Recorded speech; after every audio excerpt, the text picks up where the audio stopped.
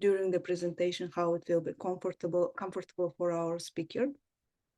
And in the beginning, I just would like to share why we decided that this webinar will be held because last year, ECOM organized needs assessment among member organizations of the 4 networks, which include European Harm Reduction Association, European Women's Networks on AIDS, Sex Workers Action Network, and us, ECOM.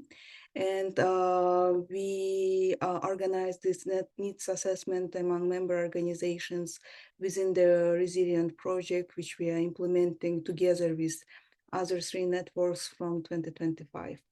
And our organization is Eurasian Coalition on Health, Rights, Gender, and Sexual Diversity. We work in Eastern Europe and Central Asia, and our focus is sexual orientation, gender identity, and HIV rights. And my name is Jipariza. I am an advocacy coordinator at ECOM. Among us today, we have also my colleague, communication coordinator Tina, Drew, our speaker, and also we have 2 interpreters, Oksana and Victoria. And today I would like to thank our partners, Social Equation Hub. It is a charitable organization in Ukraine who kindly agreed to support us in organizing this webinar and helped us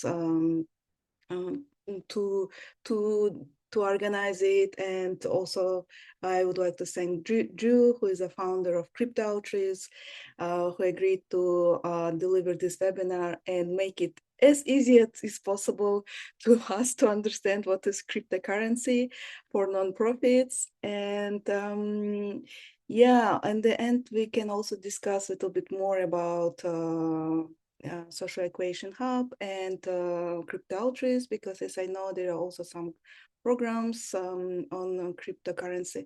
Yeah, but now I would like to give floor to our speaker, Drew Simon, who is founder of Crypto-Outreach. And Drew works on cryptocurrency solutions for nonprofit organization. And today we are looking forward to know more about cryptocurrency. Thank you so much, Drew, for agreeing to do this webinar. And I don't want to take any more time, and I'll give you floor, Drew. Awesome. Well, thank you so much, Jipariza, for the introduction and everyone for inviting me today. Super excited to be here.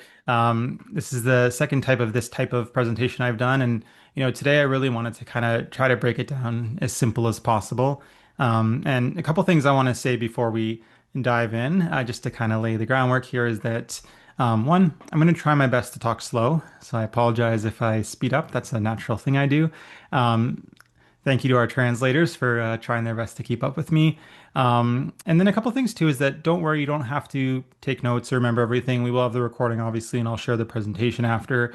But the important thing to take away from this is this is just the beginning. You don't have to know everything about how it works, just like how, we're using this platform Zoom to do this presentation and it has all this fancy code behind it. I don't know how it works, but I use it. And it's the same thing with crypto when it comes to philanthropy and cash transfers and other use cases, that you don't have to know too much about the deep technology. All you need to know is really just kind of the basics of how it works and how to interact with it safely. So with that said, I'm really excited to dive into this conversation today, and I wanted to thank a couple folks, Ecom, for bringing all these folks together, Social Equation Hub for organizing it, and all of you for being here across the world. I'm calling in from Toronto, and the sun is still coming up here, but it's getting there. So I'm so excited to kick off the day with all of you.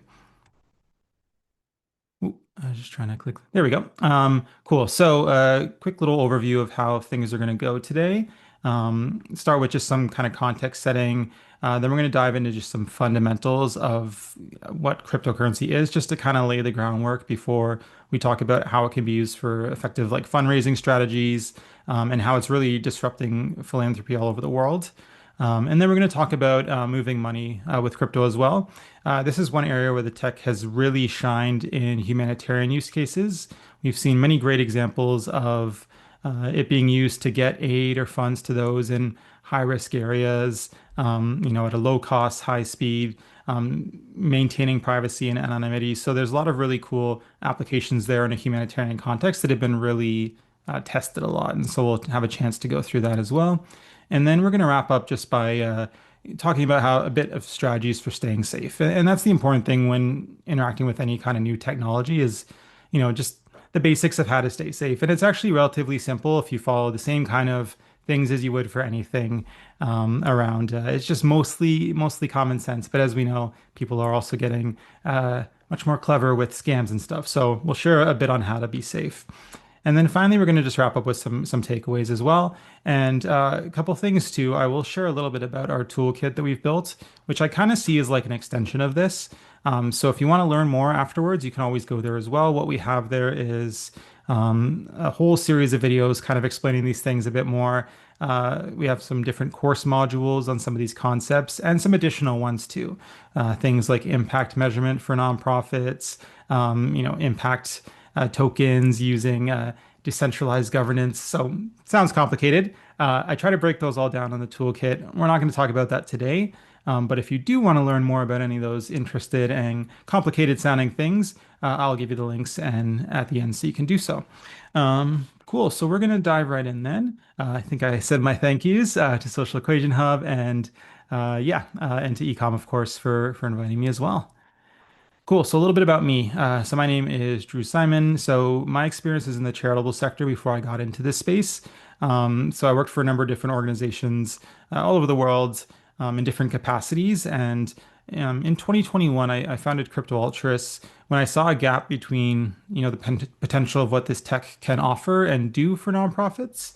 And then on the other hand, there wasn't a lot of like education or people talking about it. And so I really wanted to kind of help close that gap. My background is in peace and conflict studies with a focus on humanitarian work, and then I have a Master of Education degree as well here in Canada. So that's a little bit about me, and I'll share my contact info at the end as well so you can get in touch. And a little bit about the platform that we built here. So it's a community-driven platform that's really meant to educate and provide resources to explore how blockchain technology, which is the tech behind cryptocurrency, can really drive positive impact. And so it started with really trying to raise awareness and educate about different use cases. And we had, our articles and educational resources, our podcasts. But we also do a lot more than that. We work hands-on with nonprofits as well to help them one-on-one with implementing some of these tools. And we've also built a toolkit that's pretty comprehensive as well, which I'll share a bit more about later. So that's a little bit about crypto altruists. So, flow of today's webinar, as I said, and these are kind of the questions that will guide each of these kind of key sections. And then I will take a break at the halfway point as well, so everyone can grab a coffee or do whatever you need to do before we pick things back up. But we're going to start with the crypto fundamentals of what it is and why I should care. And then, moving on to crypto philanthropy, is how can crypto help me diversify my fundraising strategy? Moving money, how do I use crypto to move money more efficiently? And staying safe, how do I do it with confidence and stay safe? So that's going to be kind of the key question that by the end of each of these little sections, I'm hoping you'll be able to confidently answer.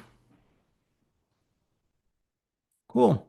So we're going to start off with part one, cryptocurrency fundamentals. So again, I'm just going to go into some basics of what the technology is just to kind of help demystify it. But don't worry, you really don't have to know too much. All you have to know is kind of the simple basics, and I'll tell you exactly what that is as we go through this.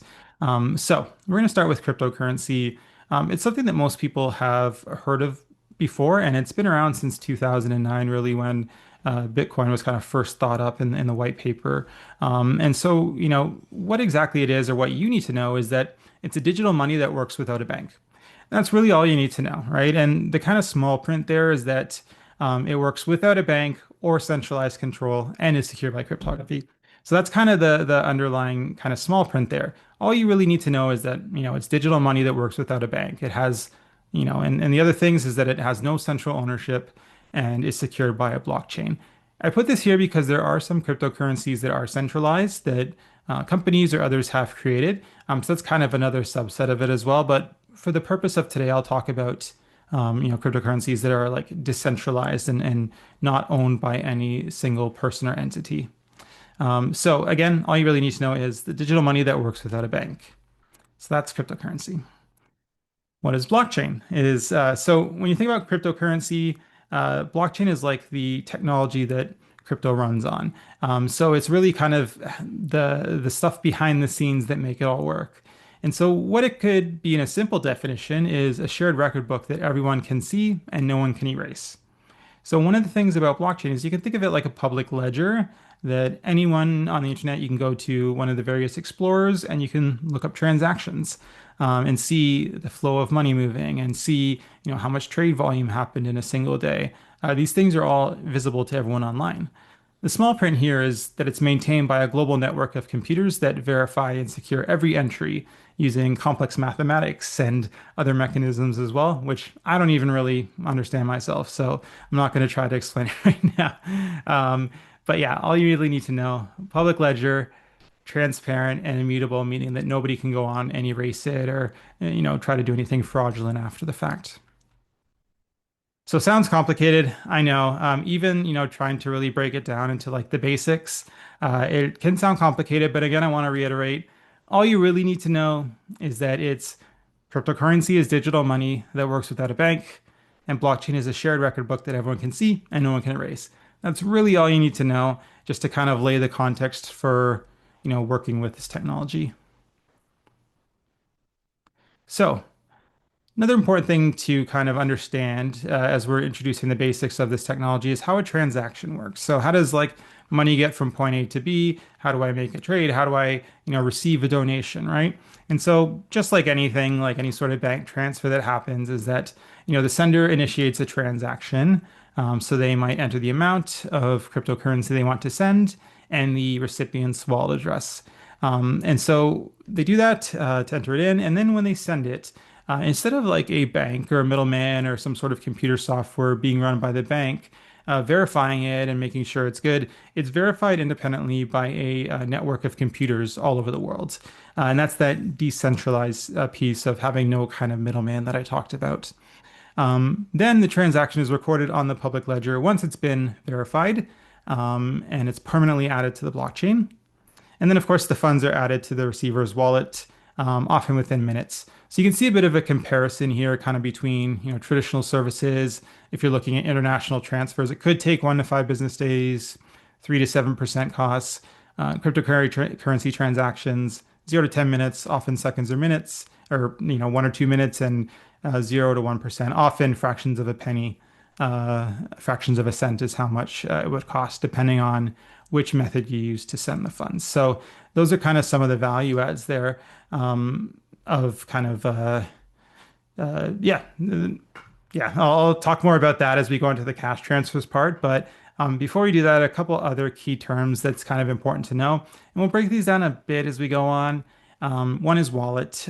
Pretty straightforward. You can think of it like a bank account that you control. They just use the term wallet in this space, but it is effectively like a bank account. Stablecoin is a cryptocurrency that's designed to always equal the value of a traditional currency. So think the US dollar. If the US dollar, is worth $1 to, X of a local currency, the US dollar will always, or the stablecoin will always remain the same value as the US dollar so that it remains stable. And so it's usually backed by some sort of local currency. And this is something that folks will transact in that they know will maintain the same value over time and will never change. So it'll be the same value as a US dollar or a euro or some sort of local currency as well. There's all sorts of different types of stable coins. So that's one of the more common ones that we're seeing really grow as a tool for cash transfers and donations because it doesn't have the volatility of a Bitcoin or an Ethereum. And so on that note, Bitcoin, the first and most well-known cryptocurrency created in 2009. It's often compared to like digital gold just because of the way it kind of works behind the scenes and it has a set, supply that's finite. And so again, we don't need to go into that, but there's a lot more you can learn on that if you want to. Ethereum is the second largest cryptocurrency, and this is a platform that really a lot of folks build unique solutions for nonprofits because it allows for the creation of essentially apps that can be built on the blockchain, just how like for an Android or iPhone, you can go to the marketplace and get all these different apps and run it on their software. Ethereum's like the iOS or the Android software that runs that app, is the way you can kind of think of it. And then there's transaction fees and gas.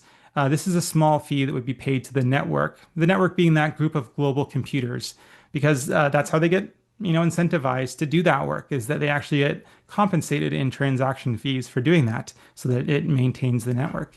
And again, this usually costs fractions of a cent on newer blockchains. And then one other term that I might mention that you should be aware of is, yeah, fiat currency, which is just traditional government issued money. So yeah, those are some other key definitions that are helpful to know.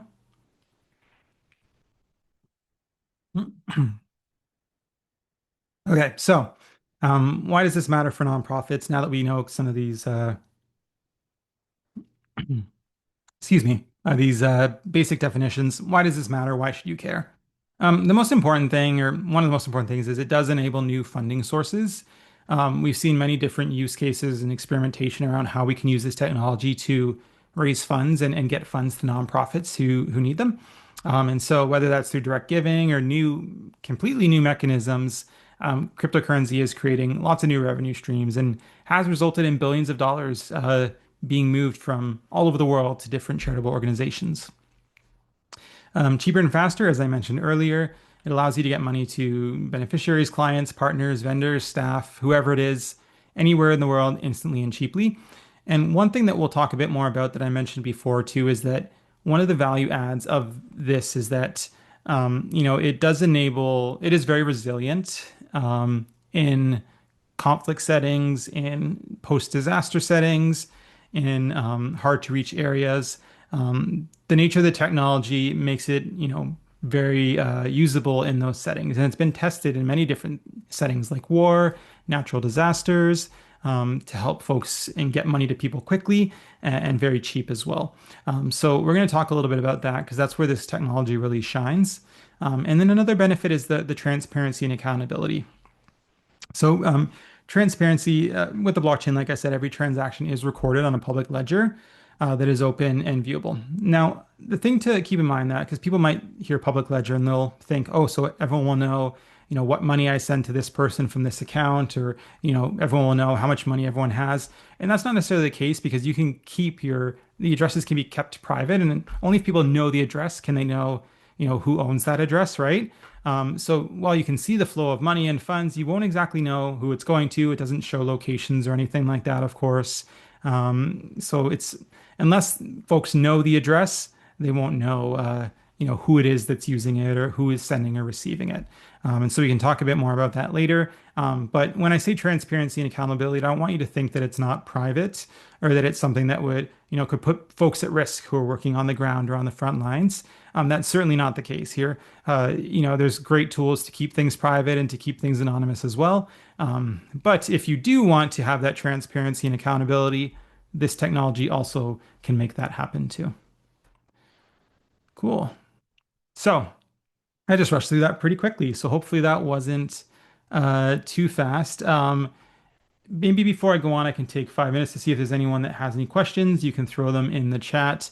But I just want to do a quick summary again to just kind of remind everyone what they really need to know here, kind of as the key takeaways. And that is, of course, number one, cryptocurrency, digital money. Number two, blockchain is a public record that, is open and transparent. So those are kind of the key things that you need to take away from this, and you don't really need to know a whole lot else. So with that context, I'm going to dive a little bit more into the first use case that we're going to discuss, which is crypto-philanthropy and fundraising.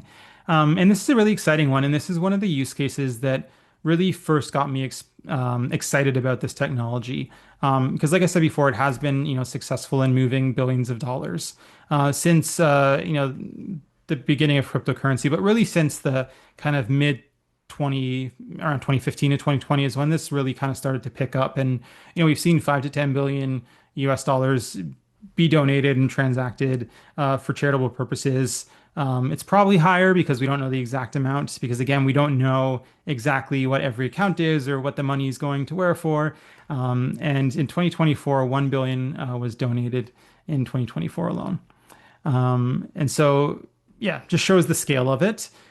But a couple things that also make it very, interesting, especially like, and these stats are more based on North America, so I do apologize, but I think it helps paint kind of a picture as well as the folks that are interacting with this technology is that, 93% of people that are making donations via cryptocurrency are millennials or Gen Z, with an average age of 38 in North America compared to 64 for traditional giving. So it shows also that, this is a way to kind of engage younger donors too, whereas most international donors may fall into that kind of higher age range, which is great. It's also important to figure out how can we engage different audiences and generations, and cryptocurrency fundraising can be an effective way to do that, because a lot of folks, younger folks, are experimenting with cryptocurrency and might own it, and at the same time might value the kind of like open, public, transparent nature of giving via crypto as well, and kind of seeing, where the funds are going and the impact that it's having. So that's another really interesting stat that I think kind of helps lay the context of why this is important and why this has been so successful.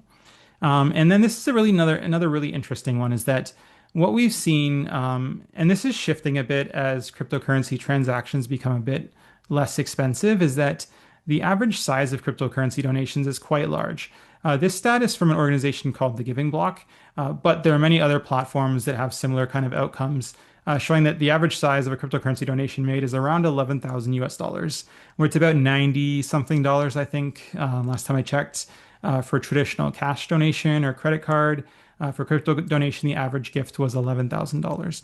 And that's often because people, will make one-time large gifts at the end of the year, or those sorts of things. So it's not uncommon to see someone donate hundreds of $1,000s or $1 million or something like that, which obviously brings up this average as well.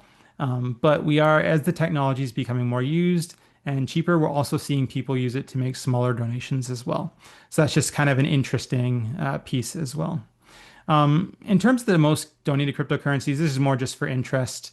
Bitcoin, Ripple, USDC, Solana, and Ethereum are the ones that receive the most funding in 2025.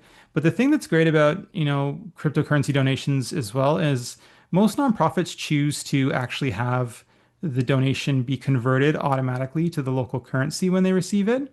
And that's so they don't have to stress about any sort of volatility, because they don't want to get a donation in Bitcoin and then all of a sudden the price of Bitcoin drops substantially and they lose a bunch of that donation, right? Of course, it could go the other way too.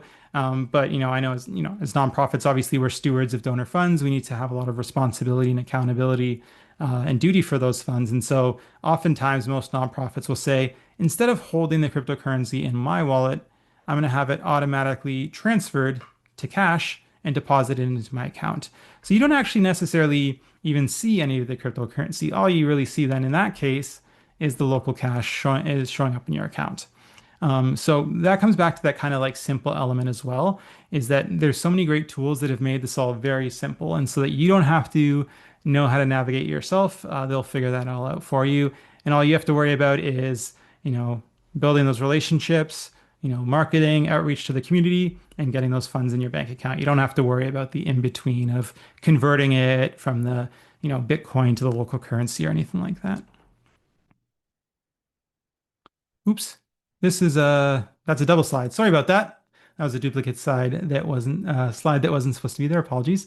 How it works for nonprofits, and this is the easy way. There's different ways that you can do this, but essentially, there's a bunch of different crypto giving platforms, and you can go and you can sign up and you can create an account, verify your organization, and essentially set up a donation page, just like you would on any like online fundraising site, if it's like global giving or something like that. Very similar. You would go on, create a page. It would usually result in a wallet being created for you as well, where your funds would be stored, and a donation page. And then is kind of the marketing and outreach piece. And so, just like any other space in, crypto and Web3, as we call it, you do need to do outreach. You do need to build relationships. It is something that takes time and patience. By setting up a account on a giving platform isn't going to guarantee you get any donations. It usually takes work and building of relationships. And we're going to talk a little bit about that later on as well and how to do that. But the important thing is, yeah, you don't have to worry too much about the tech behind the scenes. They'll take care of that. And then the final thing is, depending on the platform, like I said, you might automatically convert it to the local currency, or you might get a deposit in, cryptocurrency if you're comfortable holding it. But either way, that's the kind of final step here. So just like any other kind of giving, you know, you create the profile on the platform, you advertise it, and then you get your funds. Similar kind of, idea to any other platform. Now, of course, there's more kind of complicated ways to do it as well. There's a lot more different platforms, some that give you different control over it, and we'll talk about that too. Because there are lots of different platforms that you can use that have different kind of levels of control, different levels of fees, different levels of kind of like ease of use. And so here are some of the more common ones that I've used with many folks in the past and that I would recommend. And endowment's one of them. And so endowment, one of the great things is very low fees. It allows for the creation of donor advised funds. So meaning that folks can essentially put everything from cash, stocks, cryptocurrency into a fund that, as it grows over time, they then use that fund to grant out money to different nonprofits. So that's one of the really cool things about endowment as well, is that it has a really big growing use of donor advised funds as a way to give. And oftentimes those will have greater kind of stability as well because they'll be given on like a yearly basis as opposed to, one donation at a random time. Another cool thing about endowment is that they are partnered with Global Giving. So if you do create a project or a profile on Global Giving, it will actually be automatically added to endowment, and funds raised through endowment will then just be converted and added to the Global Giving balance. So that's kind of how it works there too, is that one of the cool things about endowment is their partnership with them is, yeah, you can sign up on Global Giving and it will automatically create an account and a profile for you on endowment using the same information. And then donations made through endowment will then be sent to Global Giving. So pretty cool, really simplifies it as well. And another cool thing is that it does provide matching funds to eligible organizations. So they use a very cool tool, which I'm not going to go into here because it sounds complicated, called quadratic funding, which essentially analyzes all the donations that come in during a certain period, sees which, nonprofits have received the most unique donations and widespread support from the community, and then they allocate funds based on that. And it can be quite substantial as well. I was working with a great organization recently, or still am, called Alliance for Public Health, and we're working on a fundraising proposal on endowment. And we got a first couple of donations of about $100 or so, and then shortly after got a matching fund of $100 as well. So it can be quite substantial, and then it can like actually sometimes double the amount that you get. Depending on how much is available in the fund and how many other donations come in. But that's another cool thing about endowment as well that is worth exploring. So then another popular platform is the Giving Block. And what I would say is the Giving Block is a great platform for larger organizations. They do a lot of the kind of same stuff around helping create the wallet and the account, getting you set up, making it simple for you. One thing that they do too is they do have more kind of like hands-on support at a cost, of course. So they do provide one-on-one like strategic and fundraising support for nonprofits to help them kind of grow their strategy in crypto giving. But again, with that obviously comes fees. And although it is the largest platform, it does have some pretty moderate to high fees, and there is a large onboarding fee as well for nonprofits to get started on the platform. So great for larger nonprofits that have a dedicated fundraising team, that have a budget that they can put towards this. So that's the Giving Block. Another one is Giveth. Giveth is really cool. Love the team of Giveth. Some of you might have actually been to one of their presentations already. They hosted a presentation with Social Equation Hub as well.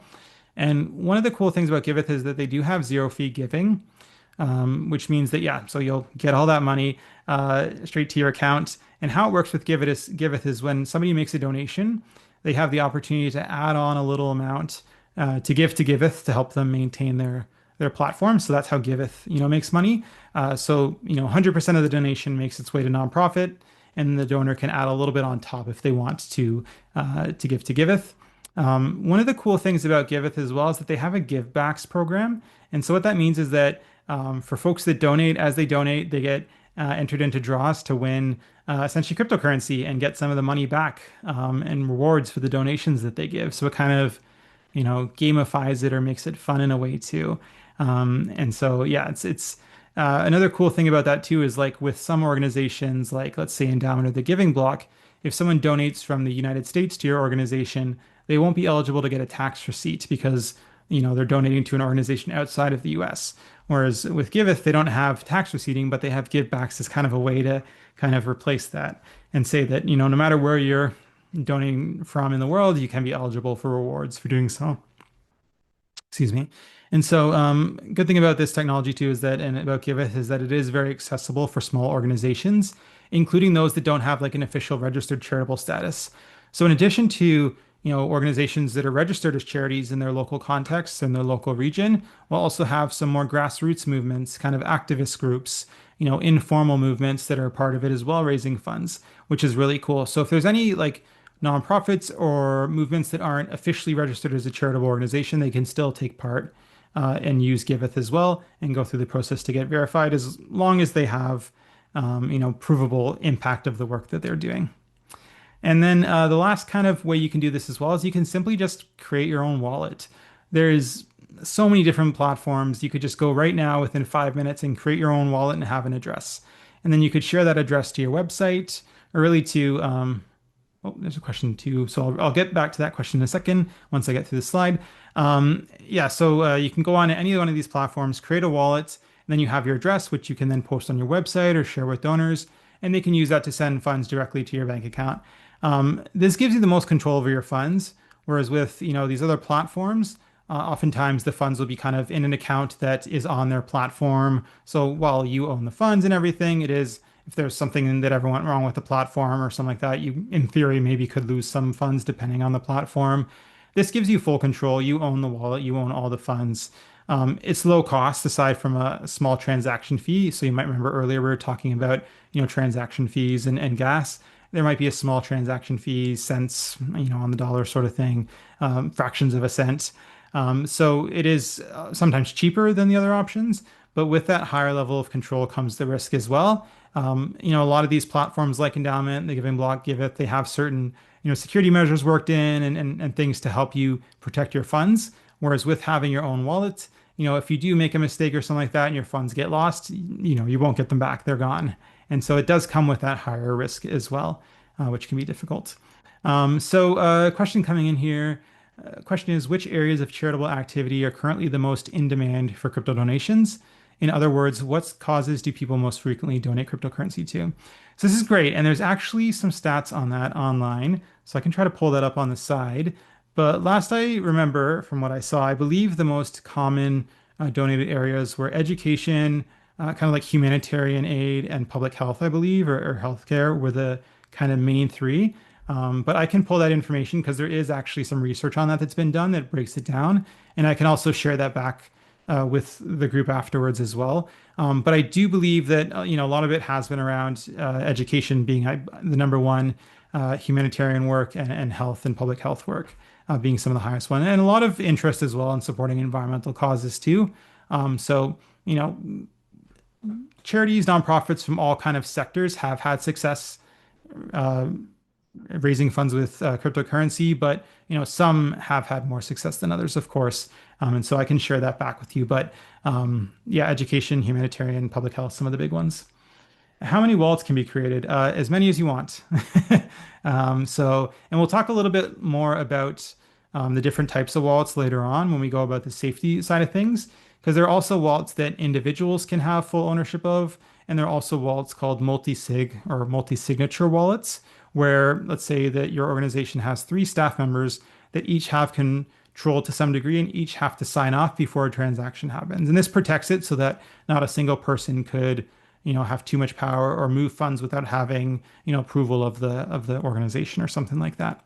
But those are great questions. So thanks for sharing those. And we'll get more into the types of wallets later on, but you can, in theory, create as many wallets as you want.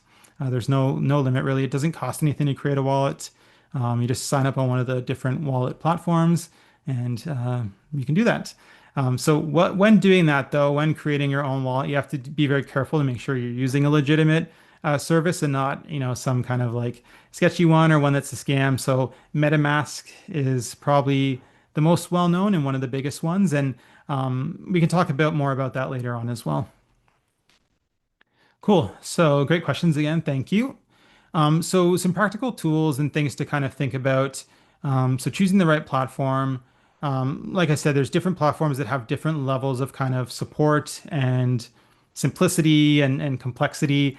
And so, I think it's really about what your comfort level is. And a lot of them have different types of kind of reporting tools as well. Some of the platforms have tools that will prepare reports for you to tell you, exactly how much you raised and where it came from and all those sorts of things. So you can kind of have more of that data and analytics side of it too, where some are more just simple. You just get the money that's donated to you, but might be a lower cost as well. So it's important to think about, what type of organization, what's our size, what's our budget, what are we really looking to do here, and then going from there. And a lot of nonprofits prefer to just kind of start small, get their foot in the door, set up with one of the easy to use, simple, low cost platforms like Endowment or Giveth, and then start experimenting a bit more before kind of making any other decisions from there. Some other things, like I said, the conversion strategies. Do you want to convert the donations immediately to your local currency, or do you want to, hold on to the cryptocurrency, or do you want to hold stable coins? So there's, lots of, lots of kind of things to think about there. And we'll talk a little bit more about kind of creating policies to guide that as well. Japariza, you had your hand up? Yes, I just would like to let you know that we have some questions in Q&A section. If you want to ask Oh, them now, or you can do it in the end of the presentation. oh, there's another section. Sorry, I didn't even see the Q&A section. My apologies. A few Sorry questions about there. that. Yeah. But yeah, so maybe I'll go through those once I get through the slide. Thank you, Jabriza, for letting me know about that. Sorry I missed that. Perfect. So I'll get to those questions right after um, we get through this slide. So another consideration is, linking to your current CRM or donor management system. So um, again, nonprofits, depending on size, will have varying ways that they do this. Some will have more formal kind of donor, management strategies for record keeping and those sorts of things. Some not so much. And so some of these platforms do enable for the kind of integration into these strategies as well, depending on, the software that you use. So that can be a consideration as well. And so when you're thinking about like, if I do want to get set up on a crypto philanthropy platform, what's the best one to use? This could be a consideration as well, connecting with their teams and kind of learning about that and the type of support that's offered on the back end too. And then the last consideration to talk about now is multi-chain strategies. So multi-chain being that there's so many different types of blockchains and cryptocurrencies. So here we have Bitcoin, XRP, Ethereum, and Litecoin. There are literally thousands of them. And through those platforms that I showed you earlier, most of them you can accept hundreds of them, right? And so that can be beneficial because I showed you earlier as well, 48% of donations were in Bitcoin, but then after that, there wasn't really any like large amount. It was a bunch of smaller kind of amounts. So it can be helpful to be spread out across different blockchains so you can make sure you're open to kind of receiving funds from different communities. And like I said, most platforms enable this kind of approach and make it easier for you to do this. Cool. So a couple quick questions then before we go on. How to make our traditional donors to transfer grants in cryptos? Yeah, so I think that's a great question around like kind of taxes and reporting, and it depends on the jurisdiction of where you are. Most places kind of treat crypto donations the same as cash donations, and they would be subject to the same reporting requirements for the most part. And so that's kind of generally how it would be, and you would just kind of report it the same as you would any type of donation. Unfortunately, I don't know too much about the local kind of context and how that will work in terms of taxes and those sorts of things. I know in many countries in North America and Europe, and my apologies, I don't know too much about as much about like Asia or other or Eastern Europe around kind of specifically the jurisdictional kind of policies there. But I know, for example, in many places in North America and Europe, if someone makes a donation of cryptocurrency, they can also use it to deduct against their personal taxes, which is helpful as well, and is a big kind of incentive mechanism for folks to donate cryptocurrency to. But unfortunately, it might be challenging for me to answer that question specifically around kind of the legal side of it, because it really depends on the country that you're in and kind of the local registrations and jurisdictional stuff. Some places it'll be a lot harder to do this than others, just based on that. Another great question was around the impact of crypto effect related to climate. And this is something that comes up a lot, actually, because one of the biggest concerns around cryptocurrency is that it's really bad for the environment. And so to be completely honest about that, Bitcoin is where a lot of that comes from. And that's because Bitcoin itself is an energy intensive cryptocurrency, the way that it creates new tokens and verifies records and those sorts of things is very energy intensive. And that's a lot to do with it being an older cryptocurrency as well. So when you hear a lot about, cryptocurrency is not, great for the environment, a lot of it comes from that. It is very energy intensive. And that's why we'll find that a lot of folks that are in like the nonprofit space start to work in other kind of cryptocurrencies as well, like Ethereum, Litecoin, XRP, a million other cryptocurrencies out there have very little footprint, very little environmental footprint because they use a completely different mechanism or way of verifying transactions, creating new tokens, those sorts of things. So when you think about the climate impact, that's mostly related to Bitcoin because Bitcoin is very energy intensive. And you can think of it as being like the old kind of older cryptocurrency, the first one created on a bit of older technology. But the ones that are coming out today, and some of my favorite, like Celo, for example, that are completely carbon neutral or negative or have very limited emissions and are very climate friendly. So hopefully that answers your question. And it really depends on which cryptocurrency you choose to transact in.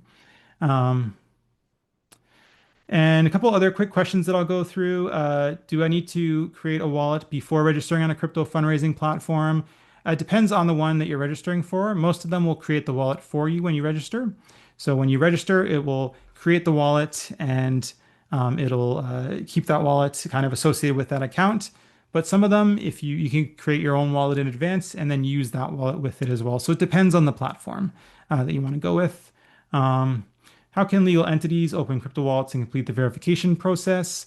Another great question, and it depends on by the platform. So some of them will require like a local charitable number, like a tax number, a registration number from your local organization, from your local government.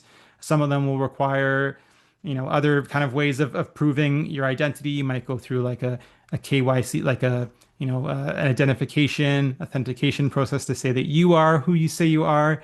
But most of the time it's going on and getting set up, and you usually have to go through some sort of due diligence or vetting to prove that you are indeed the person who is behind that organization. And often that'll also mean getting signed up with organizational emails and stuff like that so they can send emails directly to the correct domain to verify as well. So there's a lot of different types of ways that they verify nonprofits in the process, similar to kind of other international global giving platforms as well. So it varies. And then the last question that was on here as well is, do all countries have laws, regulations of converting crypto money to national currency in a bank account? Most of them do. And unfortunately, I can't speak for everyone. I know that most countries kind of treat crypto to cash conversions similar as they would converting an international currency to the local currency. So if I were to just go right now and change, some of my Ethereum to the local Canadian currency, I might get taxed on the gains that I made in that transaction if the Ethereum, grew over time. So there are kind of some, tax implications that come with that. And some governments and countries as well have a lot more restrictions on how you can change currencies. So they might have specific platforms you can use to change cryptocurrency to the local currency. A lot of places actually have local businesses or will work with partners on the ground to enable that as well. Some will work with mobile money providers. So it really kind of depends again on where you are. And I'm sorry I can't give a more kind of clear answer on this. It really depends on where you are in terms of the law. Some are a lot more lax and relaxed and easy going. And then some countries are quite strict, and some countries have outright banned cryptocurrency as well, right? And so it really depends on the country, and it's important that you work to kind of understand that local context as well. And I'm sorry I can't give kind of a more specific answer on, depending on which country you're in. But yeah, do your research, of course. There's definitely probably some sort of laws or regulations out there, and try your best to work to know those. And the good thing too of signing up with one of these platforms is oftentimes they'll help you navigate that as well and help you kind of understand that process too. So I hope that answered all the questions. I know that I couldn't fully answer some of them, but yeah, keep asking those questions. And thanks for pointing out the Q&A section, Jabarija. I'm sorry for missing that before. So yeah, okay, so that's practical tools for crypto, sorry, this wasn't supposed to say practical tools. This was supposed to say considerations. My apologies. Okay, cool. So more important considerations to make. Understanding the regulatory landscape. So crypto rules differ by country, as we were talking about. Many nonprofits should stay informed about, nonprofits should stay informed about local practices, of course, understand kind of the compliance mechanisms. How do I need to report? But for the most part, it is typically similar to what would be any other sort of report or donation. Tax implications, often treated as non-cash gifts. So many times there will be tax benefits for donating cryptocurrency, as I mentioned before as well. And so with this, we'll find that most of the cryptocurrency giving happens near the end of the year because tax season's coming up. And so folks will want to donate cryptocurrency to get a tax benefit. And so, yeah, it's important to, engage in risk mitigation strategies. We're going to talk a little bit later on about kind of policies and stuff you can create to stay safe. And I actually, have in our toolkit, we have a whole series of templates for policies as well to help you navigate these things and guide through these as well. I'm just checking. I think I got one more question here. Yeah, so how does receiving a cryptocurrency donation work in practice? How does the process function, and how does it differ from traditional fundraising methods where you submit funding applications to donors and receive funds? Yeah, so it really depends on the platform. Some of them are just like a donation page you'd have on your website where they can go to your website and see a little bit about your organization and click a button to say donate. And then they click the button, they donate it from their wallet. There usually be some sort of little thing that you can, like a widget that you can put on your website where folks can directly donate there. And then it'll send the cryptocurrency or the converted currency to your wallet. So that's pretty common in terms of like the most basic. Then there are some actual funders as well that operate like grantors, where you might go and actually submit an application to one of these funders, which would then, either provide you with a grant in cryptocurrency, or oftentimes what we're seeing is folks that will stream funds over time. So instead of giving a grant out, all at once, they'll give X amount every day or something like that for 90 days or something. And so with that, reporting varies. Some of the more kind of like traditional philanthropy platforms don't have like strict reporting requirements, but it'll be like optional where you can go in and share updates. You can add impacts to your page. But most of them don't have like a specific, you have to share your impact to unlock your funds sort of thing. That would be more with like a traditional kind of grantor using cryptocurrency, which does exist too. So again, it varies. A lot of these would just be simple creating a page and then folks donate and don't necessarily respect and or expect any sort of reporting back in place. And a lot of times nonprofits like to use crypto donations as a way to kind of like get unrestricted funding as well. Because obviously, as we know, working in the nonprofit sector, one of the biggest challenges is that, just going from grant to grant to grant, and with each grant having very strict criteria of what the funds must be used for. With cryptocurrency, if you get donations from an endowment or a giving block or a giveth, you don't necessarily have to say this is exactly where the funds are going. You can just say that we'll use the funds where we need to use it most to support, the organization and to make sure we can help those that we're serving. And, because you need to pay for staff, you need to pay for fundraising costs, you need to pay for admin costs. And so a lot of nonprofits use crypto fundraising as a way to help also fundraise for those unrestricted costs as well. So hopefully that makes sense. So again, varies depending on the funder, but some very laid back, some do require more specific reporting. Some will actually have the impacts and the metrics be uploaded to the blockchain. So it's actually stored on that public ledger that we talked about earlier as well, alongside the transaction. So that adds a whole nother level, and you don't need to worry about that. But it really just depends on the platform or method that you use. Cool. So another thing to think about too is, community building in Web3 is that, it does take time and patience. Like I said before, you can't expect to create an account and automatically, get donations start to pour in. You have to build those relationships. You have to build that trust. You have to come up with a good strategy. So it can be, valuable to partner with local or other partners in crypto or Web3. No matter what your kind of area of focus or interest is as a nonprofit, there's probably like a crypto or Web3 project or organization or community that's focused on a similar thing. And that can be a great way to kind of get your foot in the door.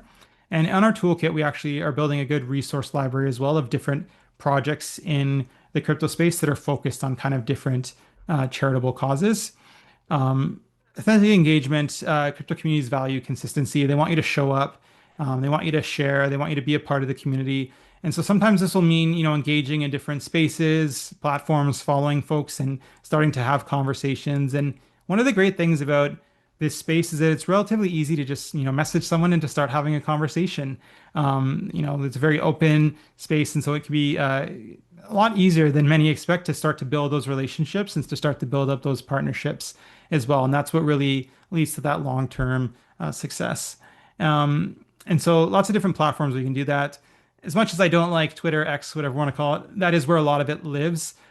Discord, Farcaster are a couple other platforms that folks use to coordinate on in the crypto space and to share information and to communicate. And then, yeah, transparency is marketing. Uh, you know, can certainly, like I said before, the reporting requirements vary, but it certainly doesn't hurt to be open and to share your impact with the community. These are folks that want to see that impact. So they want to see pictures, they want to hear stories, and that's a really important piece of the puzzle as well, just as it is with any other donation strategy. So I think the important thing to take away from this is you know, it's not different than really any other type of fundraising. It requires patience, it requires strategy, it requires building relationships and stewarding those relationships over time. But the results can be pretty incredible if you are able to do that successfully. And we've seen some nonprofits that have been successful in raising millions of dollars through cryptocurrency that have completely funded their organizations. Some that have been able to fund whole projects as well. So it really depends as well kind of on how you approach it. But the most important thing is you do need to go in and engage authentically, connect, and put in a bit of time and effort to make it happen. Cool. So I'm just gonna, sorry, one second. You might be able to hear my friendly cat scratching at the door to be let out. So I'm going to go ahead and do that. All right. So case studies now. Before we wrap up this section, I just want to go through a couple quick case studies, and then we'll take a quick break so you can grab a drink, grab a coffee, whatever you want to do. So Ukraine DAO, a very interesting case study here. So Ukraine DAO mobilized and was created very quickly in response to the full-scale invasion, and within 3 days raised 6.75 million US dollars, which was sent to many organizations working in Ukraine, and it became one of the fastest crisis fundraisers ever. And so this really kind of proved how quickly crypto communities can rally around urgent needs and really bring the community together. It's a really fast-moving space where things can happen really quickly.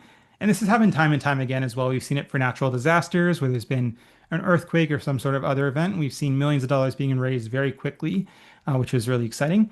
And it became one of the fastest crisis fundraisers ever. And really, yeah, just proved how quickly the community can rally around these needs. And so another thing just to add for context, at the same time that this was happening, the Ukrainian government actually, and some of you might remember this, actually posted their wallet address, so their direct wallet address that they had to Twitter. And within a couple of weeks, they got $100 million in direct donations as well, just sent to that wallet.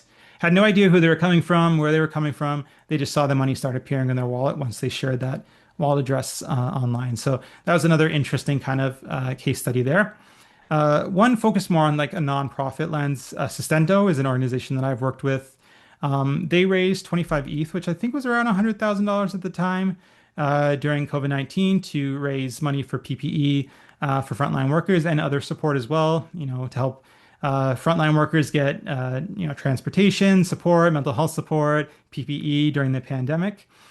So they were set up to raise funds on endowment in the giving block, is where they got those funds. And they also raised $130,000 through an NFT fundraising campaign, which we're not going to go into too much right now. And it is something that has changed a lot as well. It's not as popular as it used to be. But that was just another way that they engaged with the community and raised $130,000 in a short period of time. And for them, they put a lot of effort into, due diligence and documentation and making sure that they had strong policies and buy-in from their board as well, which is really important. And we find that the organizations that do have the success are those that take the time to, educate their board, to create buy-in, to really understand those risks and to create those policies. And I think that this really, highlighted a pattern that I've seen time and time again is that nonprofits start small. Maybe they get set up on one platform, they do something that's relatively low risk, And then from there, they can grow and try other things as well. And in this case, that was, the NFT fundraiser they did. And they've also done other stuff since then too. So yeah, lots of great case studies like this. We also have many more on our toolkit as well, which I'll share at the end, where you can go to learn a bit more about some of these other case studies. But those are a couple that come to mind. But there's literally been thousands of nonprofits that have had some degree of success in raising cryptocurrency funds, millions of dollars to thousands of dollars for their organizations. So there's no shortage of case studies to be found. Cool. So with that, why don't we take a quick 10-minute break if that's okay? If that works for everyone, just so we can have a second to grab a coffee, do what you need to do, stretch your legs. And right now I have it at 6:57 local time AM. So we'll be back at, let's say we'll be back at 5 after, whatever the local time is. So an 8-minute break if that's okay, just so we can stick to time here. So we'll see you back at 5 after, whatever the local time is. And yeah, so thank you so much. If you'd like as well, feel free to throw questions in over the break and I can answer those when we get back too. But otherwise, I will see you in at 5 after. Thanks.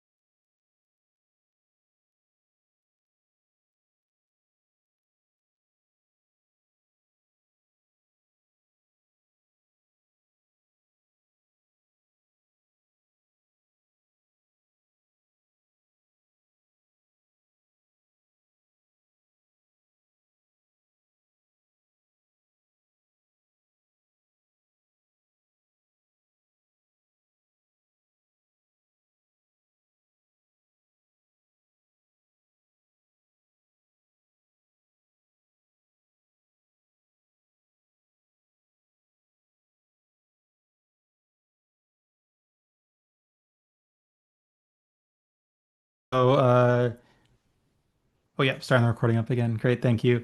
Yeah, so the question said, would it be possible for an organization to hire you as a consultant to help establish a fundraising process? And so, yeah, me and my Crypto Ultras, we do have a team that helps with consulting for nonprofits that are interested with some fundraising strategies and stuff. So, what I'll do, if that's something you do want to talk about, is I'll have some information at the end to get in touch.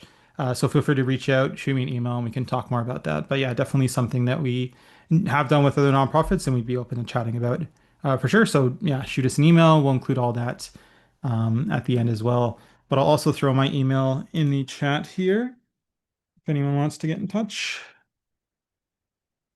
So you can do it there. Cool, awesome. So hopefully, yeah. So feel free to get in touch if that's something you want to chat about, is working together after this as well. Cool. So we're going to jump right back in then, if that's okay. We got the recording started again, which is good. And so we're going to pick things back up. So going to jump in now to part 3, which is moving money with crypto. And so for me, this is like one of the most, this is probably the most exciting use case that we're going to cover. And it might not seem as exciting as let's say, getting money in crypto as a donation, but this can save a ton of money and make it a lot easier for you to do your job too, depending on, what that work is that you're doing.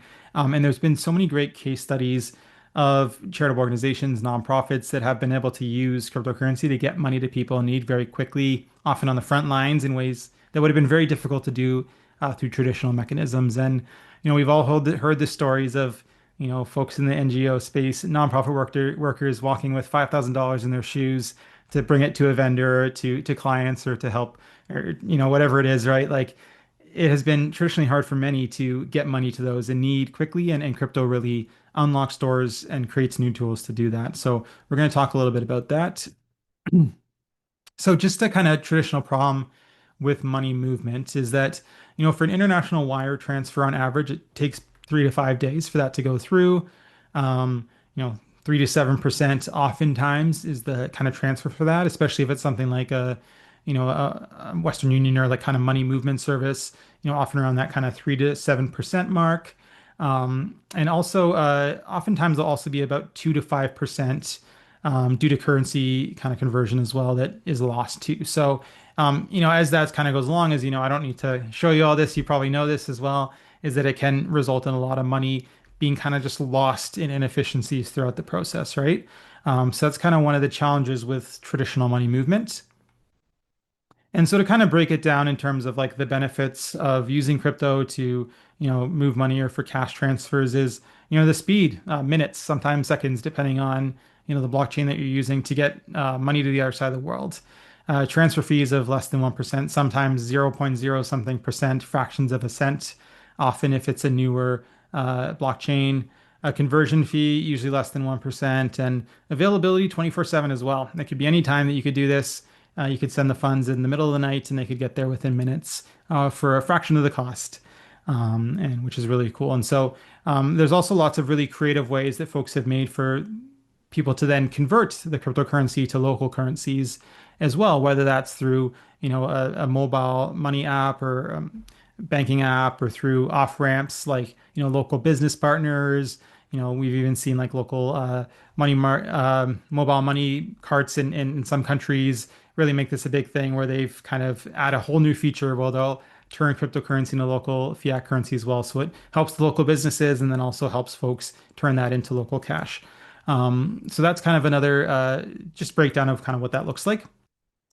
So a couple different use cases here when it comes to moving money for nonprofits. And like I said before, getting money to hard to reach areas. And crypto has proven to be remarkably resilient in this use case. And we're going to share some case studies later on, but we've seen it used to bypass traditional banking systems in situations where, we needed to get cash to activists on the front lines and there was an authoritarian or regime in charge or someone that was restricting the banking system. So we've seen this in Afghanistan used to get funds to aid workers shortly after the Taliban took over. We've seen it in Syria. We've seen it really all over the world where this has been tested successfully. Another great kind of thing is cash disbursements. So, it's been tested at scale as a way to disperse cash to clients as well and to beneficiaries. So this could be, a universal basic income program. It could be emergency payments or benefits. It could be stipends. We've seen, many different use cases of this and one of the benefits of cash disbursements on crypto as well. So if you are an organization that gives cash out to clients or beneficiaries on a regular basis, is that having it all be on chain or on the blockchain recorded on that public ledger we talked about earlier means that it is easily audible and easily trackable and transparent as well, which can be helpful from a recording and compliance point of view. International payments being another one. Instead of navigating different banking and currency conversion systems, you can send a stablecoin transfer to a local partner or to an international partner or a local partner, vendor for traditional the cost of traditional methods. And emergency response funding, as I showed before with the example of Ukraine now, but we've also seen it with fundraisers in Syria or Turkey following earthquakes. We've seen it following the Maui fires. There's been just so many examples of this happening where when there's been a crisis that's hit, we've been able to pull together, not me, but the space has pulled together some very, effective and kind of quick responses that has resulted in millions of funds getting to folks in need very quickly, which is really cool as well. So these are just a couple of the kind of use cases that have really shined when it comes to nonprofit work. And so I wanted to go over a couple case studies here that I found particularly interesting and that I think really kind of speak to and show the value of, of this use case for nonprofits. And one of those is Stellar and the UNHCR, the UN Refugee Agency. So this was in 2022. The UNHCR partnered with Stellar, which is a foundation. The Stellar Development Foundation is responsible for kind of like overseeing the Stellar blockchain and helping with the development of that. And so what they did was they used a stablecoin, USDC, to send cash assistance to Ukrainians directly to their smartphones. And so this was folks that were displaced. This were folks that were in refugee settlements where they were able to send the funds directly to their phone. No bank account needed, just a smartphone and a Wi-Fi connection. So in this case, the funds reached the recipients in minutes and was fully traceable on chain as well. And so they had success with this in Kyiv, Lviv, and sorry, I'm going to mispronounce this, Venetia. I'm sorry if I mispronounced that. And they've been expanding it since then as well. So a very cool early use case that they tested.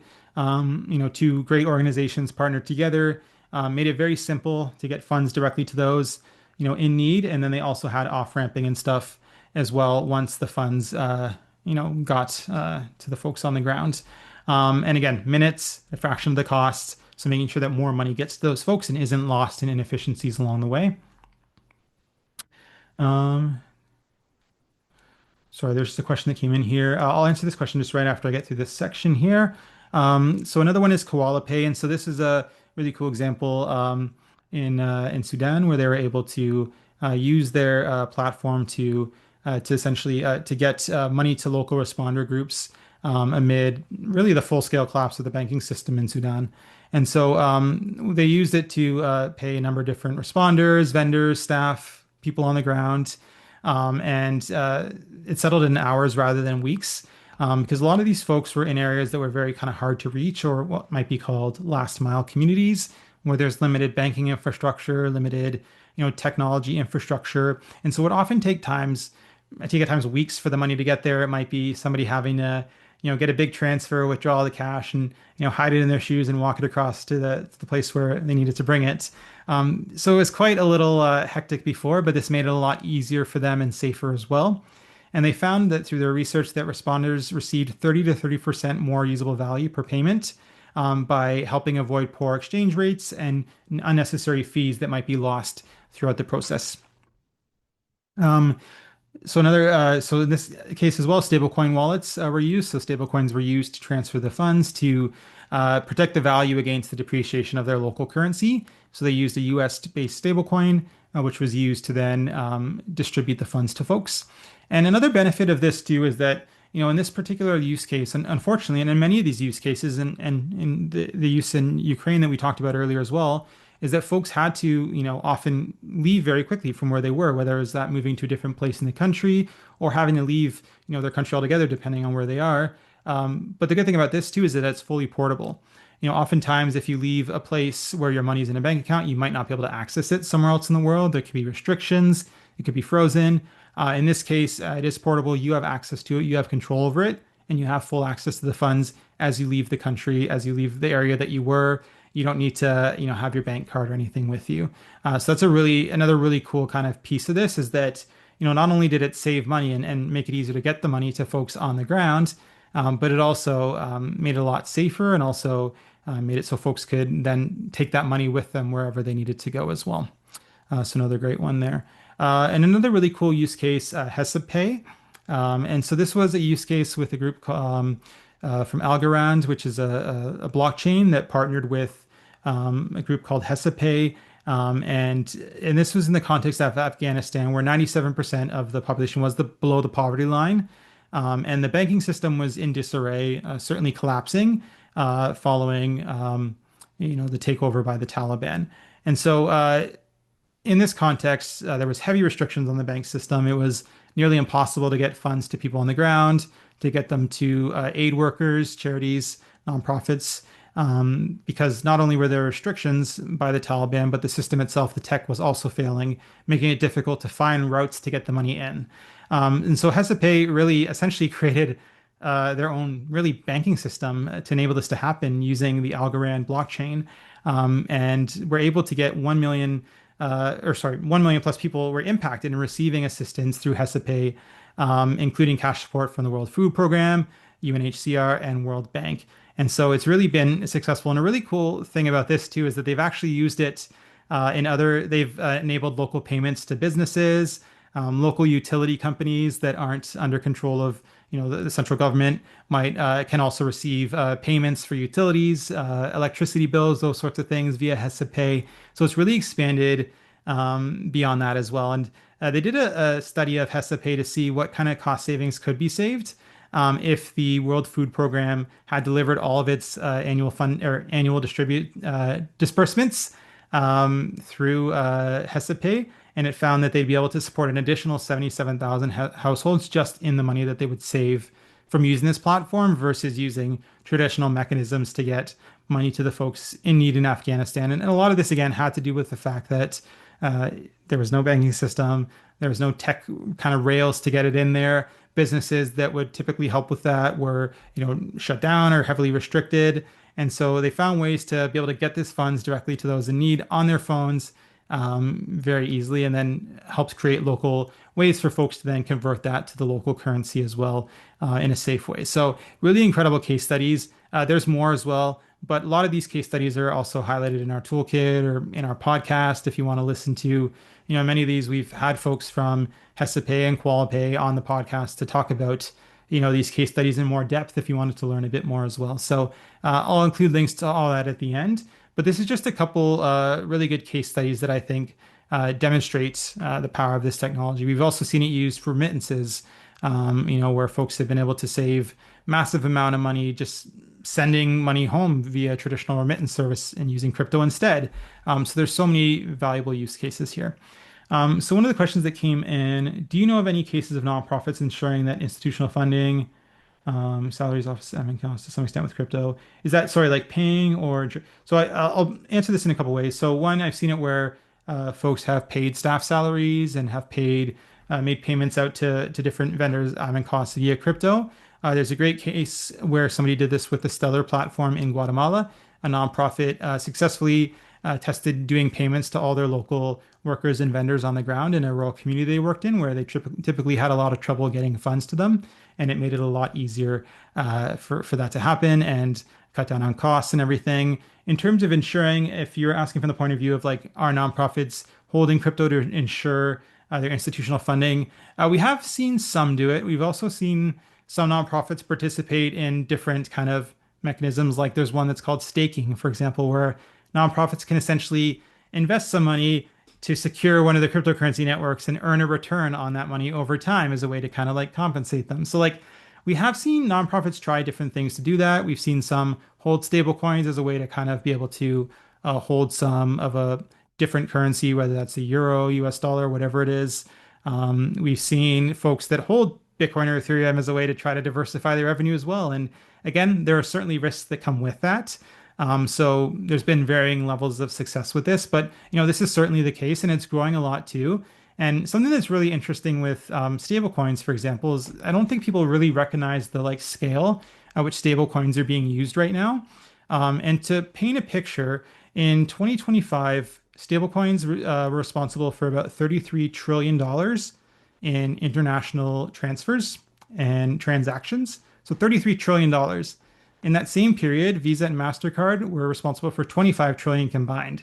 So in 2025, stablecoins processed about 30% more transactions and volumes around the world than Visa and MasterCard combined, which is pretty crazy to think about. So it shows like how much this is being used today, and a lot of it's through institutions that are moving money around the world. A lot of institutions will hold funds in stable coins as a way to kind of also, protect and have something that's pegged to a different currency, but that they can also, know has some stability to it and hold in on their balance sheet.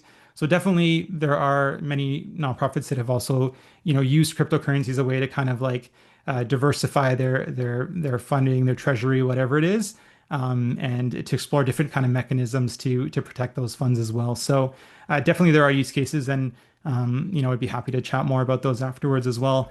And I'll share some links to where some of those are highlighted too. But yeah, another great question. Cool. So those are the case studies. So let's grab a quick drink. Platforms. So there's many different platforms that you can use to do these sorts of use cases that we highlighted.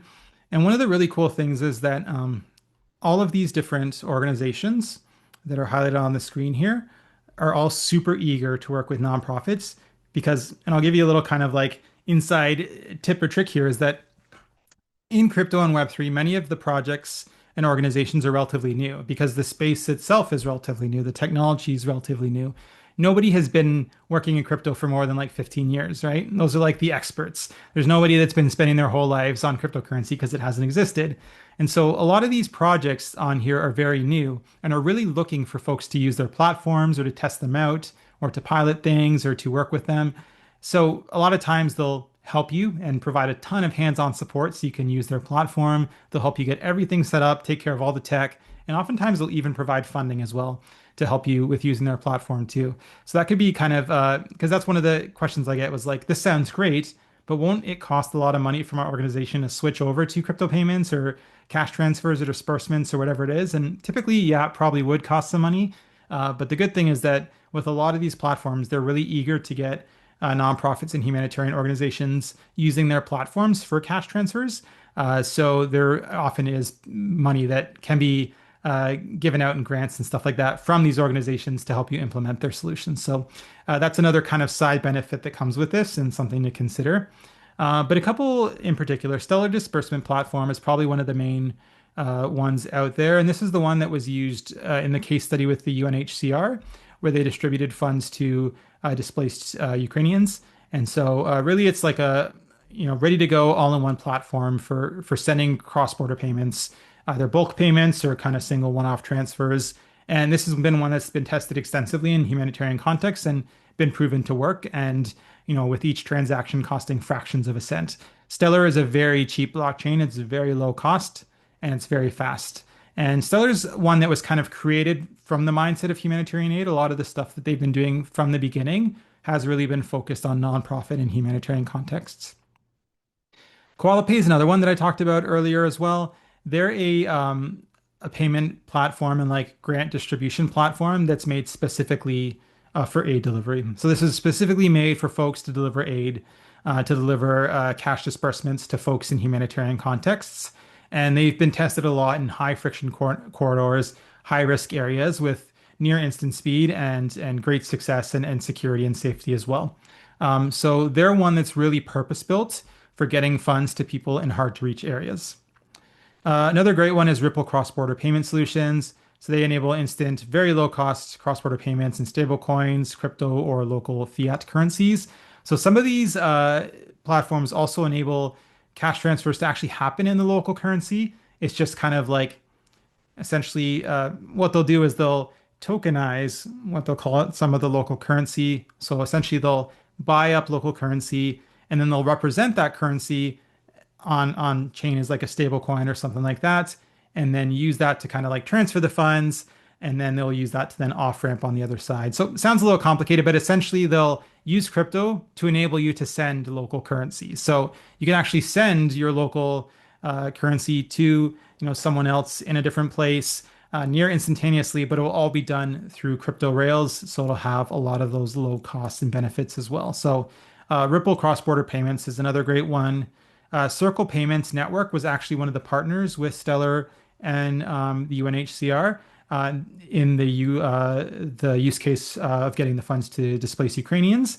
So USDC is one of the biggest stablecoins out there. It's a US-backed stablecoin, and they have a whole set of tools built up around it, so you can create payment infrastructure that enables cross-border international payments that are low cost, quick, near instantaneous. In 185 plus countries. And they're another group that'll be eager to work with nonprofits to help them get set up as well. And the last one that I wanted to highlight is Algorand. And they have, so Algorand's a blockchain. Algorand Foundation is the one kind of responsible for overseeing that. And they have a whole platform just for humanitarian payments. So they're kind of like KoalaPay and Stellar are really purpose built for humanitarian and low cost aid delivery. And so they are also the ones that were responsible, or not responsible for, but played a role in HESAPay. And HESAPay is actually is an app that's built on the Algorand blockchain. So they played a big role in supporting the development of that as well. And so they have a lot of experience getting funds to those in hard to reach areas. And, their platform so far has impacted hundreds of thousands of households. But yeah, actually, it's much higher. This was an old stat because it's actually closer to 1 million now, I think. But anyways, yeah, so lots of great platforms out there that you can use, that you can research, and there's many more as well. And we have many more in the resources library in our toolkit. But these are some of the more well-known ones that you could certainly get in touch with and get set up and moving pretty easily. Cool. So cash transfers. Just one second. All right, so the benefits of cash transfer. So we've kind of all covered this already, so I won't go into too much depth, but just to kind of summarize, speed. Funds arrive in minutes, obviously not days or weeks. Cost, more aid reaching recipients by cutting intermediary fees. So in the case of Qualipay, about 30 to 34% more usable value per money transfer that was sent. Every transaction is recorded and verifiable on chain. So in the case of the Ukraine use case, for example, the UNHCR and Stellar would disperse all their money funds through blockchain to recipients. And so you'd be able to see on the public ledger each one of those payments going out, but they would be going out to a wallet address that you didn't know who owned it. So you'd be able to see that the payments went out, but you wouldn't be able to see who they went to. So it's great for auditing and to make sure that you could actually see all those payments going to the right people, and that can help build trust with donors as well. Accessibility is another great benefit. In these use cases, it only really required that folks had basic phone and a Wi-Fi connection, no bank account required. And so another great kind of use case there, and portability too. This is great also when thinking about for organizations that work with refugees or folks that are on the move, is that the digital wallets can travel with you anywhere you go, right? You don't have to worry about taking physical cash with you or losing access to your money if you have to cross a border or relocate to a different city that maybe doesn't support that bank or whatever it is, right? So those are some of the kind of key benefits of using a crypto cash transfer system versus traditional banking. Cool. So those are the first or the second use case there around cash transfers. So with this again, similar to crypto philanthropy, is that like a lot of this sounds complicated, like getting money to someone on the ground in a high friction context, seems complicated from a technological point of view. But the good thing is like crypto philanthropy, all those different partners and organizations that you can work with will help you take care of all that stuff so you don't have to worry about it. So you're not going to be having to write code to be able to create some sort of new app to send money, across the world. They'll help take care of all that. And in many cases, all that stuff is already done. And it's a simple, like kind of plug and play solution where you just need to use what they've already built and modify it for your context. So great opportunities that come with that and can really save you a ton of money and also make sure that the money really gets to those in need and that they get more money on their end as well.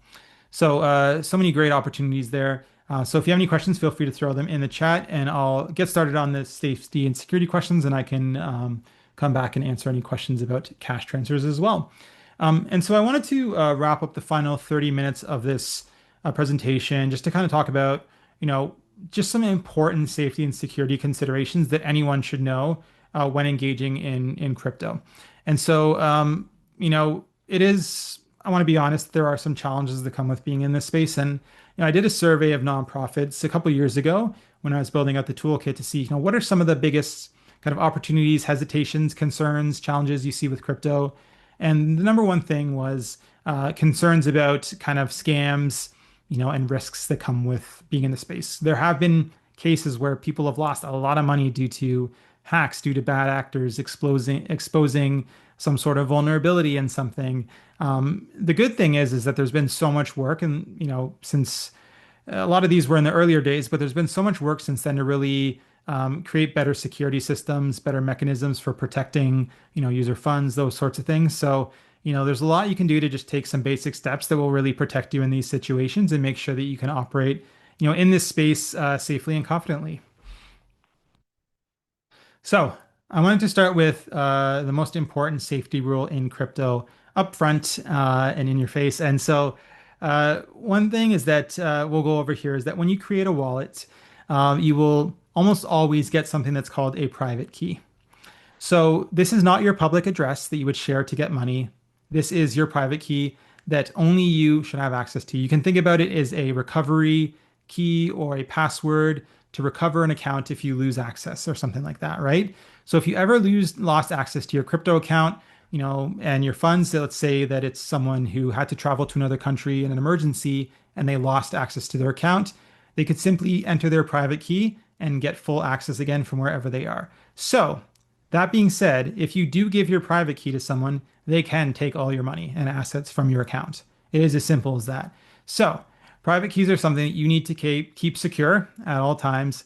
It is also recommended that you don't save it on your computer and that you have it in a kind of physical form, maybe, or if you do have it on a computer, you have it in a very, very safe kind of place that's offline or that you only have access to. Because again, if someone does have your private key, they can gain access to your funds. So that's something that's very important to keep in mind. It is like a password, and you need to make sure that you keep it very safe. So now that I've gone over that, because that's probably the number one safety rule, we're going to talk about some other things as well that you need to consider. But before we do that, I wanted to take a little moment to talk about wallets because this is something that came up earlier as well. And it's kind of an important thing to kind of think about as you're setting up different, fundraising strategies or tools or cash transfer tools is, what exactly are the different types of wallets and which one do I need to use? So there are two kind of main types of wallets that you could say, which are kind of hardware or cold wallets, which you'll see in this picture here, and hot wallets. So a hardware or cold wallet is a wallet that you essentially will connect to your computer and that you will store all your crypto on, but it'll store it kind of offline for you. So it'll store your private key on this little device, which will then be used to access your cryptocurrency on your computer. And so essentially you would plug this thing in, you would enter your little PIN number, and then you'd be able to access your cryptocurrency, and then you unplug it, put it away, and then it's offline and nobody will be able to hack into it or steal your private key or anything like that. So you can think of it kind of as hardware wallets being kind of the offline version. And offline has that extra safety because if something's offline, then somebody can't, hack or anything to get the private key. And then there's hot wallets. So these are wallets that would often like be an extension on a web browser or an app on a phone that you could use for day-to-day transactions. So most of these nowadays, there's some that are very safe, like MetaMask and ones that are really tested, have been proven to be very safe. But they do require stronger security practices as well, because since they're connected to the internet, there are always safety risks that come with that, right? Of some, there could be a vulnerability in the software that is used in the app that could result in fund loss. There could be bigger risks around, securing your keys, your private keys, those sorts of things. So the thing to think about with hot wallets being, one of those online wallets is that, you'll certainly need to use them. Every nonprofit will to some extent. It's just a matter of, making sure that the majority of your funds aren't being held there because, there's more risks with it being in a hot wallet, of course. So those are the two kind of main types of wallets, or like the online and the offline wallet. And most nonprofits will kind of have a mix of both of these. But again, the important thing to remember here is that you don't really need to worry too much about this because the partners that you'll be working with, whether it's a crypto philanthropy platform or a cash transfer, platform, is that they will help you take care of this a lot as well. And oftentimes, when you create an account on one of these platforms, it'll automatically create a wallet for you.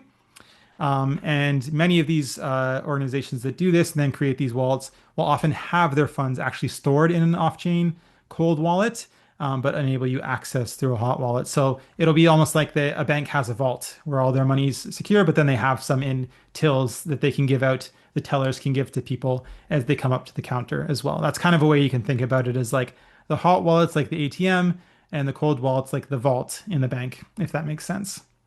And then two other kind of things to consider is individual versus multi-signature wallets. So an individual wallet is a wallet that's controlled with one person. It has one key. It has one person that can, send money, receive money, withdraw money, spend money. So simpler, but higher risk for nonprofits. So for most nonprofits, I almost always recommend a multi-signature wallet. And a lot of the times, the platforms that you set up with will just create this for you and help you get this set up. But essentially what it means is it requires multiple approvals from authorized people before any sort of transfer can be taken, any sort of money can be sent, withdrawn, cashed out, is that it will require multiple sign-offs from members of your team. And this is super important just to protect against, individual vulnerabilities, less vectors of kind of risk there, and less likelihood that there's going to be a misuse of funds or errors as well, because there are going to be so many different people approving it as opposed to just one person. So again, always recommend that nonprofits set up with a multi-sig wallet just because it's much safer and ensures that it's protecting your organization as well. And this is something that would often be set up in like a policy for nonprofits as well, which we'll talk about in a second too. So some wallet security basics now that we've gone through that. And the number one thing, of course, is never share your private key with anyone. So the number one thing is, just like anything, enable multi-factor authentication. This is no different from any other kind of tool or platform that you use. You always want to make sure that you have some sort of multi-factor authentication set up so that you're not just protected by a password. Like I said before, using a multi-signature wallet is essential and important. Store seed phrases. Seed phrases is another word for private key. So sorry for the confusion there and using different terminology, but always make sure that this is backed up offline. It can be in separate locations. Some will put it in like a bank lockbox or something like that to make sure that it's stored safely and securely. Limit access to authorized staff. Not everyone needs to have access, of course, so it's important to have policies and procedures in place to kind of guide that. And of course, just like you would for any other technology, stay safe and alert to scams and phishing. Unfortunately, there is a lot of scamming in the space just because of, the nature of the work that's being done. Money, lots of money, technology, online. With all those things come opportunities for scams, of course. And there are some common kind of scams that do take place. And so we'll talk about some of those as well here. So a couple other things as well. Verify all partners and campaigns. So the most important thing you can do to maintain your safety is, before working with anyone, whether that's a product partner, organizational, charitable partner in crypto, is always verify them through official websites, direct contacts. You want to make sure that they say who they say they are, because there also have been lots of impersonation issues as well. I'm saying this for the third or fourth or fifth time. Never share your wallet credentials under any circumstances. Nobody will ever need to ask for those, so never share them. Bookmark official wallet and platform URLs. So if you are setting up a wallet or a profile on a platform, please make sure to bookmark the official platform website URL, just because there have been cases as well where folks have created links that look like the official link but are slightly different and promoted them on search engines so that you could, Google the thing that you're looking for and accidentally click the wrong thing and think it's the right one. So that's another kind of piece of the puzzle. Use role-based permissions and strict internal protocols. So what this means is that some of the platforms that we mentioned earlier, you can set up different levels of control as well. So, person A might be able to send money. Person B might be able to, exchange money for, between different currencies. There might be a role that has full kind of overall access. So you can set like different levels of access, different based on the like types of permissions you want staff to have within your organization. And it's important to also just train staff regularly to spot red flags and phishing patterns. And, great way to do that is we do have some safety and security planning tools through our toolkit, which I can share at the end as well, that actually walk through kind of steps you can take to make sure that you're set up and that you have a good staff training plan in place as well, so that they can spot any of these kind of vulnerabilities or red flags. Okay, so risk and trust considerations. Yeah, so a lot of this is repetition, and what I always recommend is having strong policies in place. And this is especially important if you're looking to create buy-in with your board, right? It's important that you do have strong policies, strong training in place, and that you take the time to really kind of explain what this is and why you're doing it to those that you're working with, whether it's donors, boards, stakeholders within your organization. And I think, what I've seen is the thing that makes these conversations more successful is making sure that you have these strong processes in place. So some policies that I recommend every nonprofit has, to some degree, depending on what you're using the technology for, is a crypto acceptance policy. So how exactly am I going to receive crypto donations? Where will they be stored? Wallet and treasury management policy. What types of wallets are we using? Who has access? Who has permissions? Security and incident response policy. If there is an incident where there's a security issue or funds are lost or something like that, what's our response and how are we going to, respond to that to make sure we can do what we can to recover what we can and also protect what we still have. Donor privacy and data protection policy is most nonprofits, most of you probably have something like that already. It might just be updating or changing it up slightly. Volatility and asset conversion policy. This would be a policy around, do I want to hold the cryptocurrency in crypto, or do I want to automatically convert the donations to the local currency or stable coins? Compliance and regulatory policy, really understanding your local context. So what are the legal issues in your area? What's the legality around cryptocurrencies? What are the tax rules? What are the reporting requirements? And this is something that really varies based on the kind of context you're operating in. And so we have a little worksheet as well where you can kind of identify what some of those are and make sure you have a plan to address the compliance and regulatory angle as well. And then, of course, partnership and vetting policy. So These are all policies that we have on our toolkit. You can either scan the QR code or go to the website. And in the partnership and vetting policy, we also have kind of tips and tricks on some sort of things you can look for when, vetting partners to make sure that they are legit and not someone who's imitating or a bad actor who is looking to scam someone. So these are great, policies to have in place, can be very helpful in, managing reputational risk, managing and also communicating to donors and boards and communicating with confidence and saying like, we're going to try this, but we're going to try it safely, and we have the policies in place to back that up. So again, if you want to check any of that out, you can go to that link there. We have it's called, I believe, the Nonprofit Policy Hub on the toolkit, where we have templates for all these policies. And this link will be later on as well, and will be shared with all you after.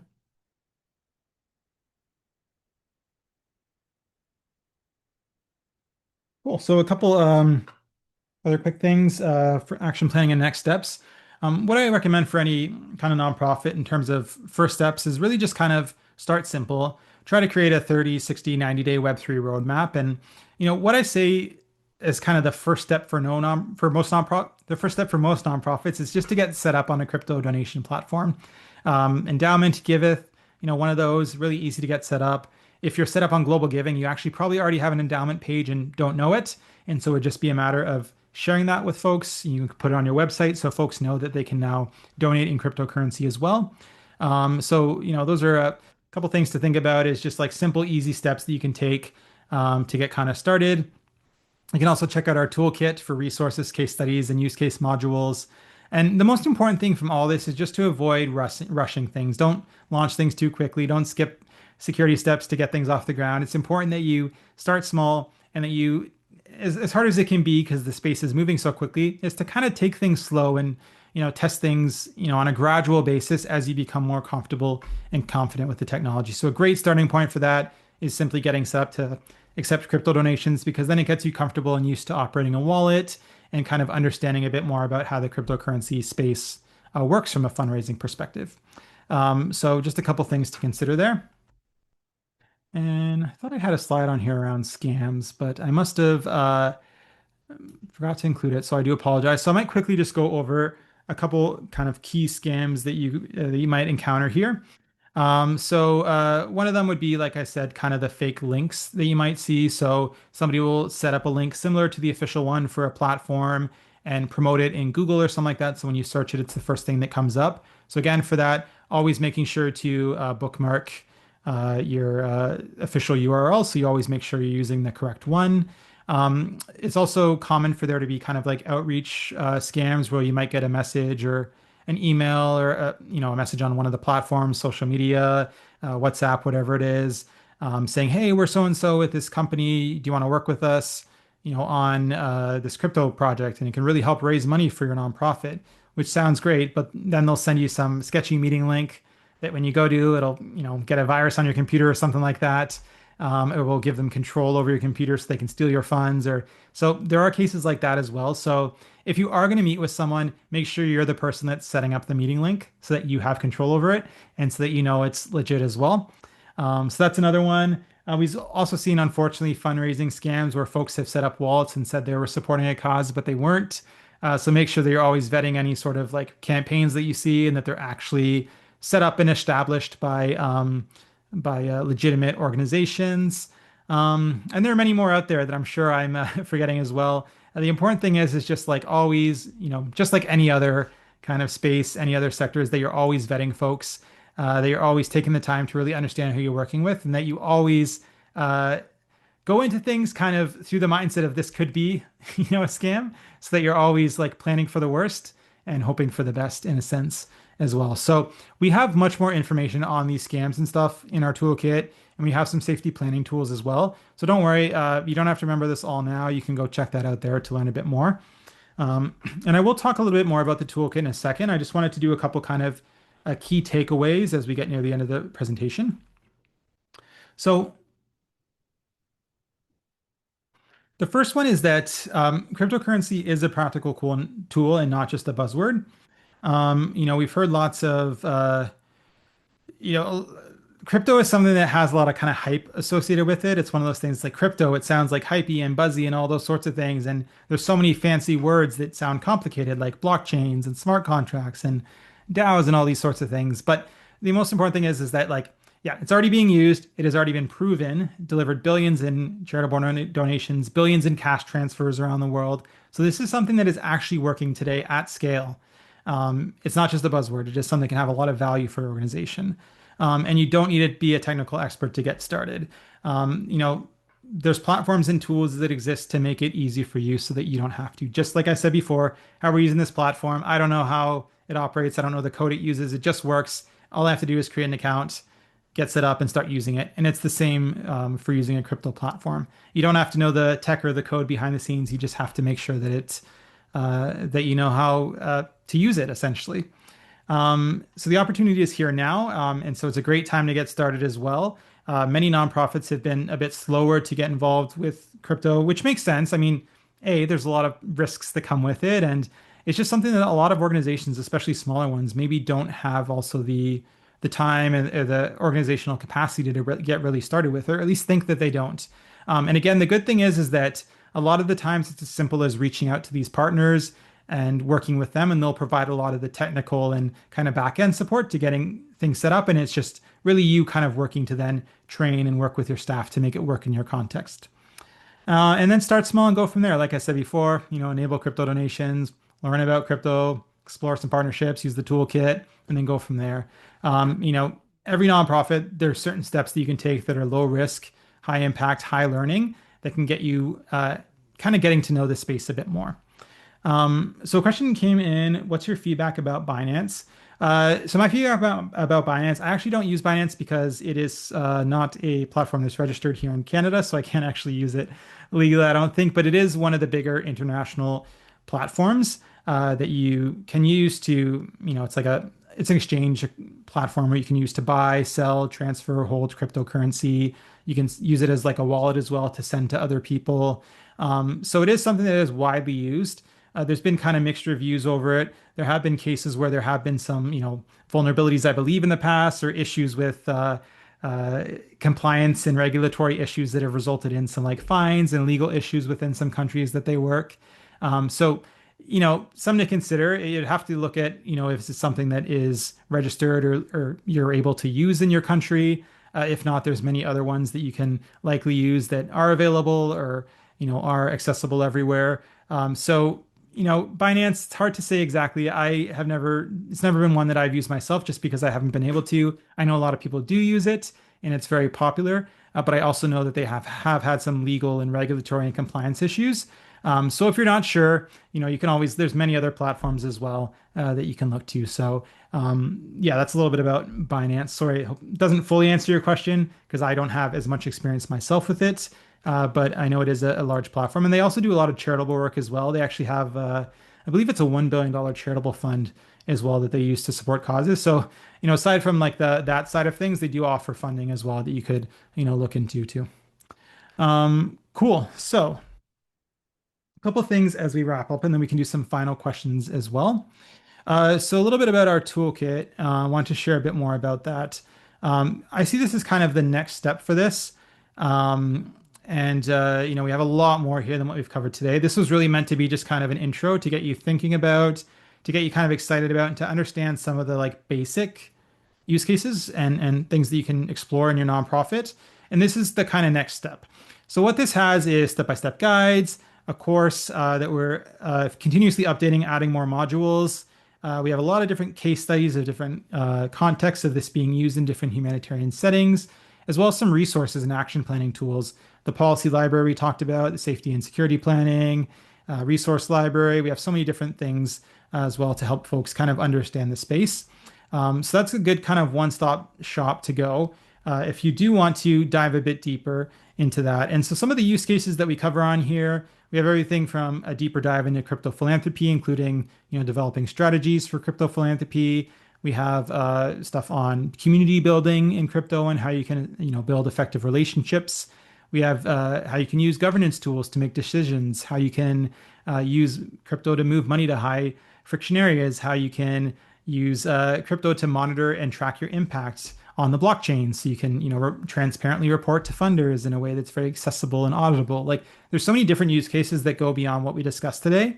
And I didn't really want to dive into them to make things too complicated because the most important ones for most nonprofits, at least to start, are philanthropy and cash transfers.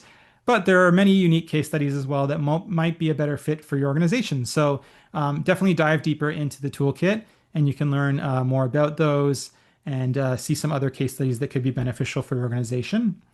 And so to do that, again, there's the link for the toolkit there, where you can see everything you need to see, start fooling around, going through the different pages, checking it out. Currently, unfortunately, it is only in English. I do hope to translate that in the near future to other languages. So bear with us. I apologize that it is only in English at that time, but hopefully in the not so distant future, that will change. And a couple other things too. Definitely get in touch. Here are the different platforms we have. Our website, where we have our podcasts and also our content library. So in addition to the toolkit, we have over 300 articles and resources, 275 plus podcast episodes, each highlighting kind of different use cases and stuff like that. So a lot of the things we've discussed today, HESA Pay, Koala Pay, Endowment, Giveth, I've all been on the podcast before and done deeper dives into their platforms and the stuff that they're working on. So if there's anything in particular that you saw in here that you thought sounded interesting and you wanted to learn a little bit more about, you can actually go to the podcast and probably find a discussion focused on that specific use case or platform as well. So that's another place you can go. You can reach out as well. So drew@cryptoultras.com is my personal email. I've been a bit slow lately and I have some travel coming up, so I might not be the fastest to respond, but I will get back to you. You can also follow us on X or LinkedIn or some of our platforms that we're on.